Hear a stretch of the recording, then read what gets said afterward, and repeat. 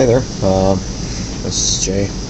Once again, got another same Saber actually that I've shown off once or twice before. I think this is now the third different version of it, I suppose you'd call it.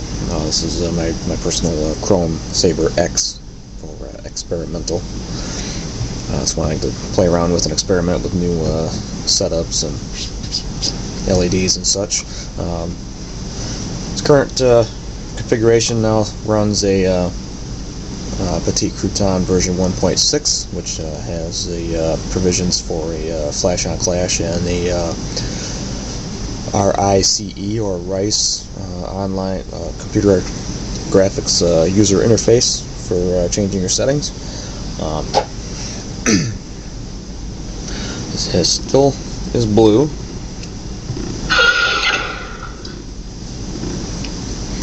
Mad Cow's Bespin 2 font set up on this. It's currently using a LED engine, 10 watt, blue. Main blade is in parallel connections, and then the flash-on clash is done with the series.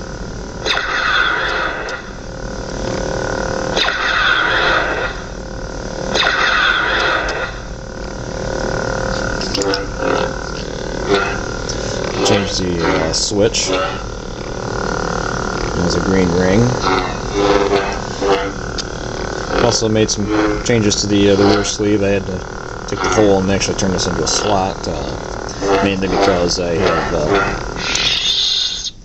added a set screw underneath here that holds the chassis disc in place.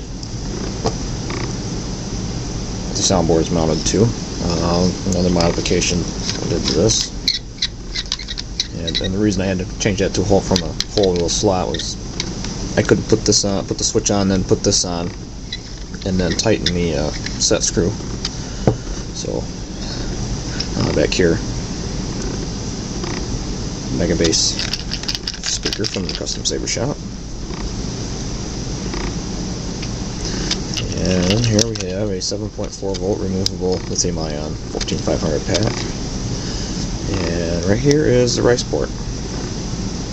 You just plug your rice cable into that.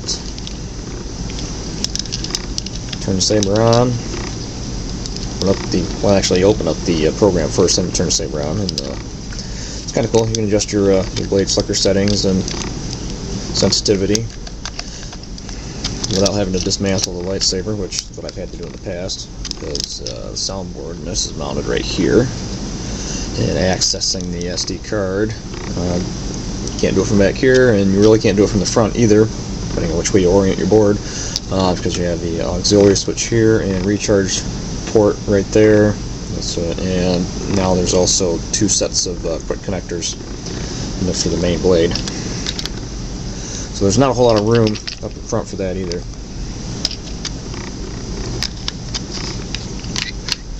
The reason I went with a removable battery pack is I use this when I'm out the 501st Legions and Rebel Legion costuming. So.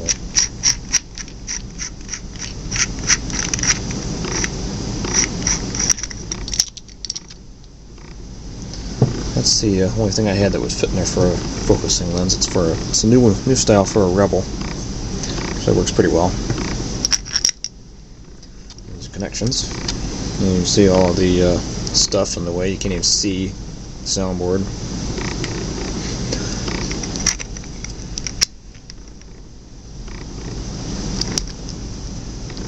This has been kind of tricky putting this back on.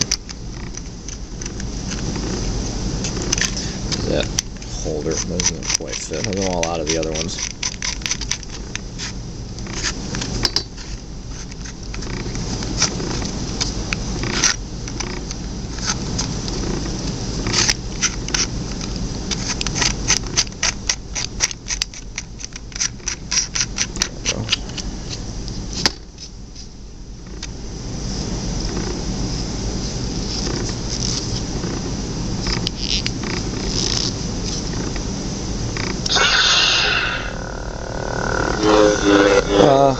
even with using that new speaker and the 7.4 volt battery pack, it still isn't any louder than it was before when it had a 3.7 volt triple 14500 setup in here and the regular Cobatone 1 watt speaker. That's mainly because everything is such tight confines in here. There's not a whole lot of room for any kind of resonance.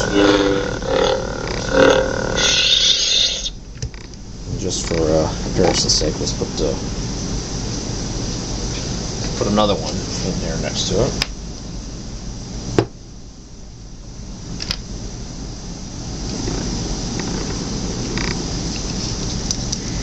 This is Brass Saber 2. This runs a Crystal Focus 4.1. It's turned up fairly loud. This still has a 7.4 volt battery pack and also the old Cobatone or the Regal 1 watt speaker. It's party, so.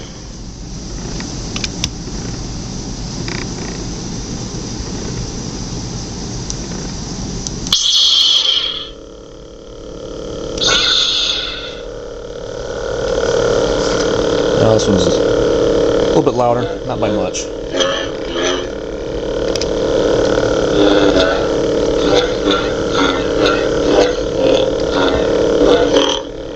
Actually, it's quite a bit louder. Actually, the P4 I have this running is got a better focusing solution, so it's just a tick brighter. Not to mention the fact it's actually being overdriven, whereas the dual parallel setup on this one is splitting 1.5 amps between the two dice, so it's not as bright as it should be, but it's bright enough. It works for me. Try that with the blade to see the FOC, the clash, blade clash flash.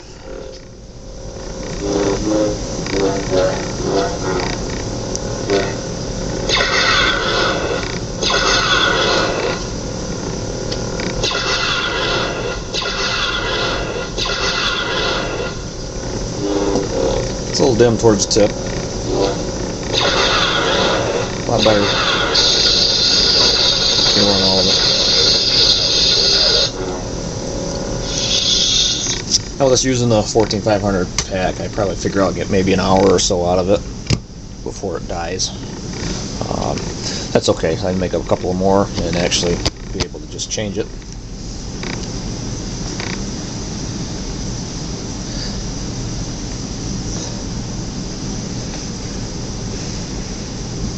So, there it is. That's my current version of Chrome Saber X experimental. I decided to go ahead and leave this painted black. I had to go ahead and paint this because it was all scratched, and honestly, the powder coating that Master Jedi from Gemini Concepts did on the blade holder and the sleeve here didn't quite match what came originally on the rib extension that came from TCSS. It was a flat black. And where it says this was more of a satin type finish, so I used the black satin enamel, painted it in the garage where it was freezing cold, and then took the parts before they had a chance for the paint to either freeze or really dry too much, and threw them right in the oven. And you can see paint kind of dried away from the edge just a little bit there. It gives kind of a worn look, which is just fine because it's going to get worn off anyway. This one gets a lot of use. So there it is. Thanks for watching, and we'll see you next time.